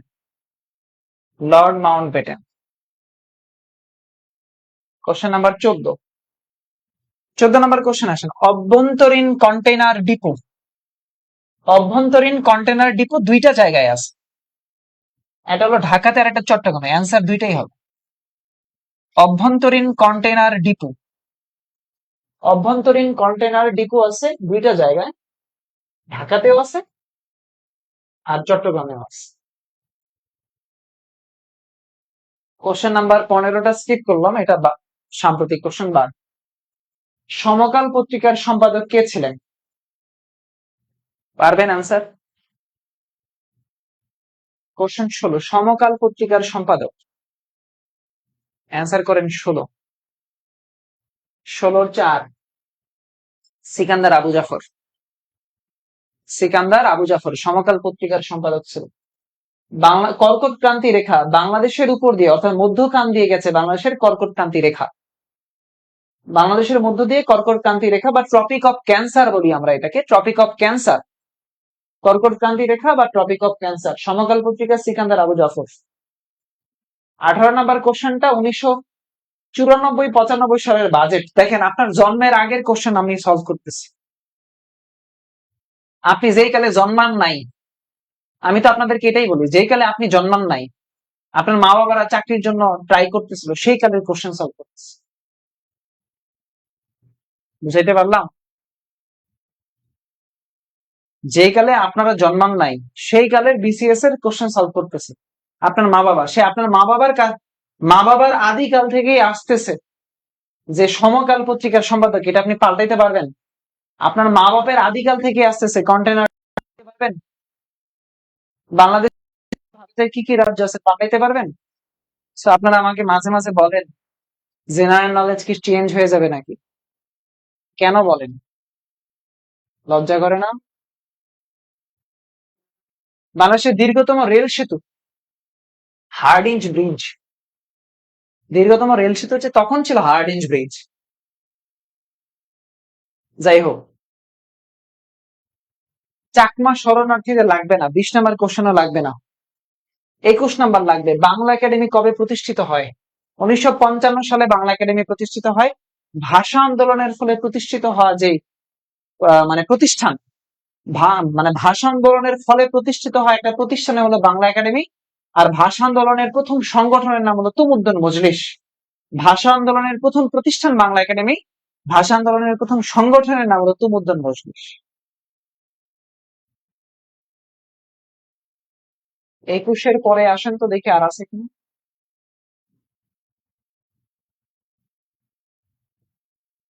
22 নম্বর কোশ্চেন লাগবে না, 23 নম্বরটা লাগবে। সওগাত পত্রিকা, 23 23 লাখ। যে এই যে সওগাত পত্রিকাটা আছে, এই সওগাত পত্রিকা কে করছে? মোহাম্মদ নাসির উদ্দিন। আমি জানি আপনারা পত্রিকা সম্পর্কে একটু কম ধারণা রাখেন, পত্রিকার মানে কে কে পত্রিকার সম্পাদক ছিল এটা আপনারা পারেন না, কিন্তু ভয়ের কোনো কারণ নাই। এই পত্রিকার সম্পাদক গুলো আমি দেখাই দিব পেট ব্যাচের ক্লাসে কি কি পড়তে হবে, কোন কয়টা কয়টা পড়তে হবে আমি বলে দিব, ইনশাল্লাহ সেখান থেকে আসবে আশা করি। 15তম বিসিএস,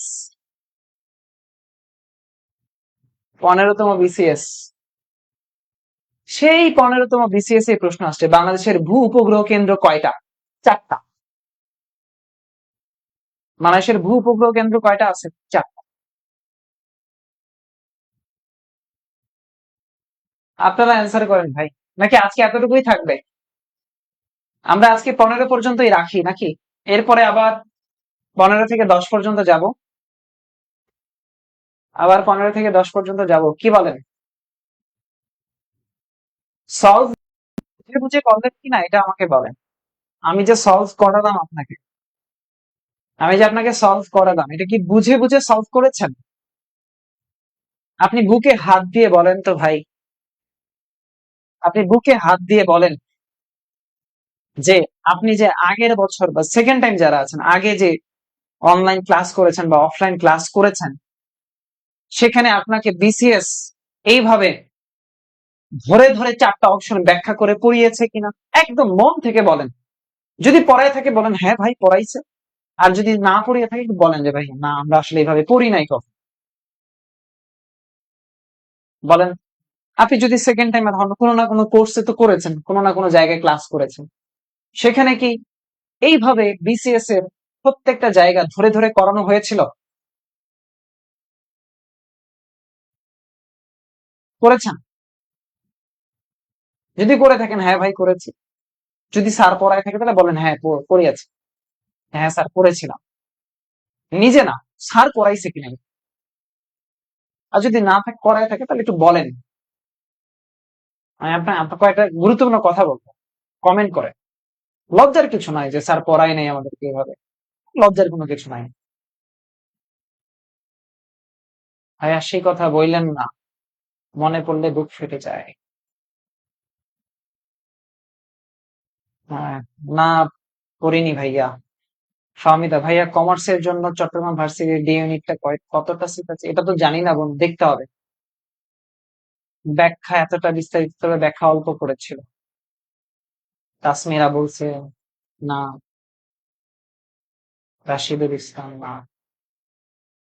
তো দেখেন, আপনি নামাজ পড়বেন, আপনি নামাজ পড়বেন, কিন্তু আপনার নামাজ কত রাকাত পড়তে হবে, হ্যাঁ, কোন রাকাতে আপনি কিভাবে নামাজটা পড়বেন, তরিকাটা কি, এগুলো যদি আপনি না জানেন তবে কি নামাজ হবে না। সো অ্যাডমিশন টেস্ট, চাকরি এটাই, প্রস্তুতি এটাই, যে আপনি যদি প্রশ্ন প্যাটার্নই না বোঝেন, আপনাকে এগুলো যদি ব্যাখ্যাই না করানো হয়, তাহলে আপনি পড়বেন কি আগার মাথা ছাতা, বলেন তো?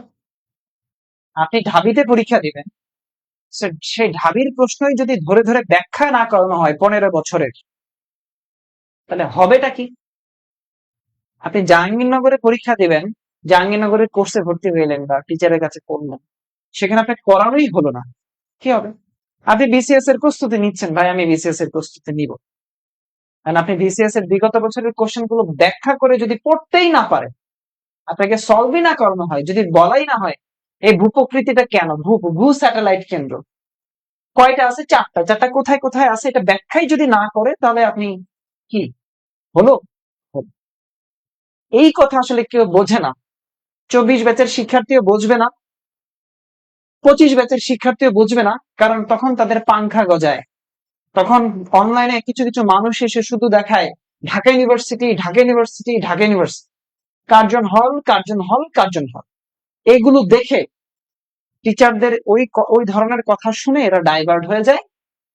এরপরে 3টা মাস ভুগি যুগি ভুজুং বাজুং গার্বেজ পড়ায়, ওদের আর পরীক্ষাটা ভালো হয় না।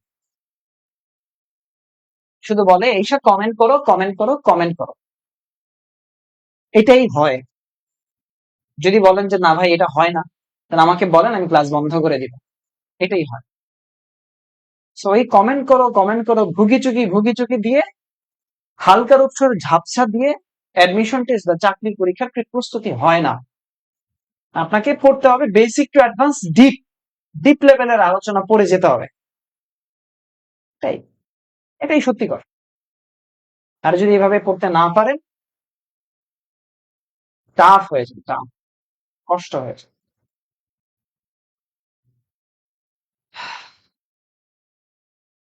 সো যারা এইচএসসি, যারা এখানে 23 ব্যাচের শিক্ষার্থী আছেন, তারা একটু কমেন্ট করে যায়েন 24 ব্যাচের উদ্দেশ্যে, যে তোমরা যারা 24 ব্যাচে আছো ভালো করে একটু পড়ো, আমাদের মতো উত্তেজনায় বাস খেও না। হ্যাঁ, এটাই আপনাদের কাছে অনুরোধ। ওকে, যাই হোক, আমরা আবার আগামীকাল আমরা বিসিএস এর প্রশ্ন সলভ করব। আর আমাদের পেইড ব্যাচে যারা ভর্তি হতে চান, আমাদের পেইড ব্যাচ তো উন্মুক্ত আছে, ভর্তি হতে পারবেন পেইড ব্যাচে।